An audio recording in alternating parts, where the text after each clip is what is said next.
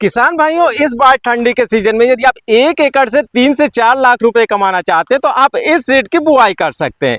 इस सीड की बुआई जो है आप अक्टूबर महीने के शुरुआत से ही कर सकते हैं। अगैती में यदि आप इसकी बुआई करते हैं तो ये आपका मार्च के लास्ट तक इसमें फल फूल आते रहते हैं और वो जो फल है आपका 15 अप्रैल के आसपास आपके खेत में पड़ा रहेगा। एक लंबे समय तक ये फल देता है, लगातार फल देता है और मार्केट में इसकी काफ़ी ज़्यादा वैल्यू भी रहती है।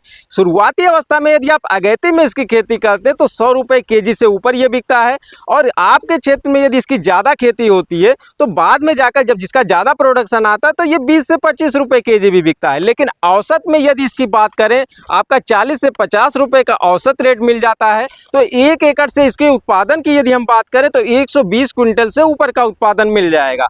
इस हिसाब से किसान भाइयों आप काफ़ी अच्छा मुनाफा ठंड के सीजन में कमा सकते हैं। किसान भाइयों, हम जिस सीड की बात कर रहे हैं ये बीन्स है और बीन्स में भी किसान भाइयों ये झालर वाली बीन्स है जो कि सेमनिस कंपनी का मोरोलेडा है।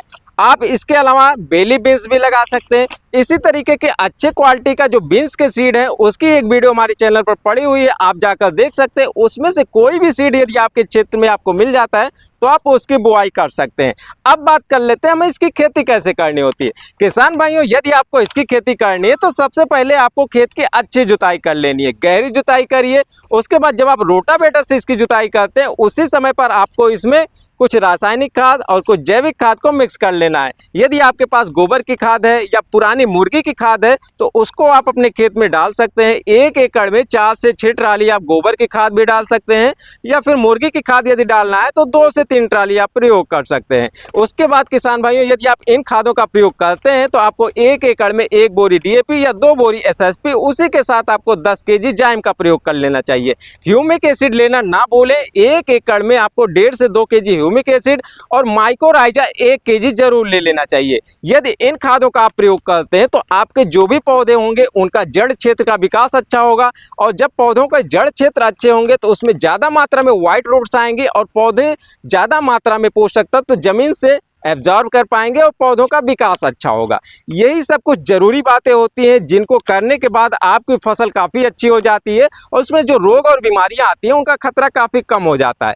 किसान भाइयों, ये जो बीन्स है इसकी बुआई जो की जाती है लाइन से लाइन 3.5 फीट की दूरी पर आपको मेड़ बना लेनी चाहिए। यदि आप मल्चिंग लगाना चाहें तो मल्चिंग भी लगा सकते हैं और उसके लिए ज़रूरी नहीं कि आपके यहाँ पर ड्रिप सिस्टम लगा ही हो। यदि आपके यहाँ पर ड्रिप सिस्टम नहीं लगा है तब भी आप मल्चिंग का प्रयोग कर सकते हैं।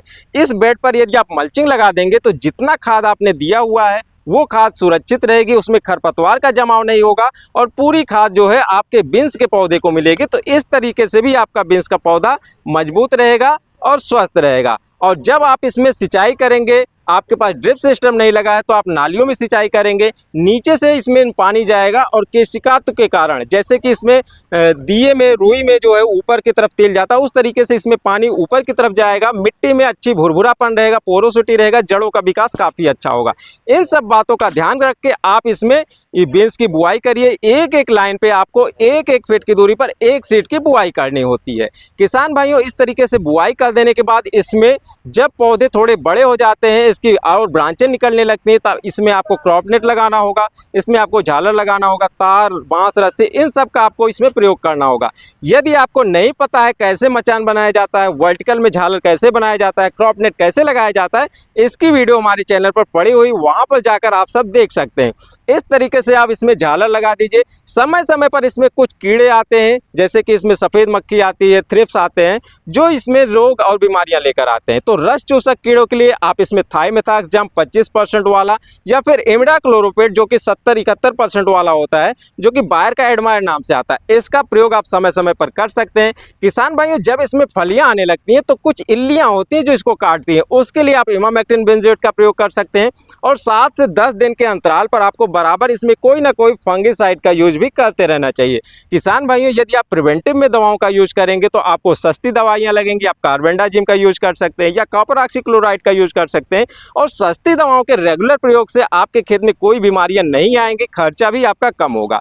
तो इस तरीके से आपको बीन्स की खेती करनी होती है। समय समय पर देखभाल करते रहिए, जिस तत्व को इसकी कमी के लक्षण दिखें आप उसकी पूर्ति कर सकते हैं।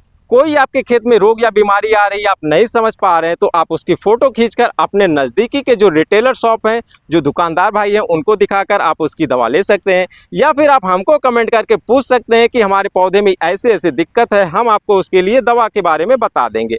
तो इन सब बातों का ध्यान रखते हुए आप बीन्स की खेती इस सीज़न में कर सकते हैं। अगैते में इसका जो फल है किसान भाइयों, अगैते में यदि आप अक्टूबर में शुरुआत में ही लगा देते हैं तो 50 से 55 दिन के आसपास में इससे फल जो है निकलने शुरू हो जाते हैं। किसान भाइयों, इसमें काफ़ी अच्छा प्रोडक्शन आता है और लास्ट तक आपका फल यदि बना रहता है, आपके पौधे लास्ट तक बने रहते हैं, आप इसमें मार्च तक प्रोडक्शन लेते हैं तो 120 कुंटल 100 कुंटल से ऊपर ही आपका 1 एकड़ में उत्पादन निकल कर आएगा। शुरुआत में इसका डिमांड काफ़ी अच्छा रहता है और जब लगन का सीजन आता है तो वहाँ पर इसका भाव काफ़ी बढ़ जाता है। शुरुआती अवस्था में 100 रुपये से ऊपर भी ये बिकता है और लास्ट में जाते जाते आपका 40 से 60 रुपये काफ़ी लंबे समय तक ये बिकता है।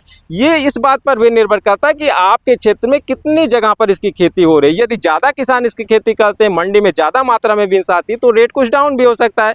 मंडी का जो रेट होता है वो मांग और सप्लाई पर निर्भर करता है। तो इन सब बातों पर रेट निर्भर करता है, लेकिन किसान भाइयों उत्पादन तो आपके अपने हाथों में। यदि आप सही तरीके से खेती करते हैं, सही उत्पादन लेकर आते हैं तो कम भाव में भी आप अच्छा मुनाफा कमा पाएंगे। तो किसान भाइयों, इस बार क्या आप बीन्स की खेती करने जा रहे हैं, और यदि करने जा रहे हैं तो कौन सा सीड लगाने जा रहे हैं, कमेंट करके जरूर बताइएगा। वीडियो अच्छी लगी तो लाइक कर देना और दोस्तों में शेयर भी कर देना। मिलते किसी और वीडियो में, तब तक के लिए नमस्कार।